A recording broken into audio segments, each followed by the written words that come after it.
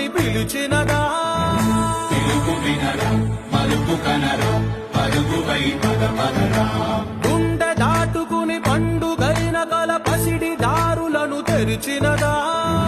రుణము తీర్చే తరుణమిదిరా కిరణమై పద పదరా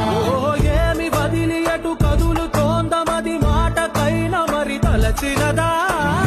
మనిషితనమే నిజముతనమే పరులకై పద పదరా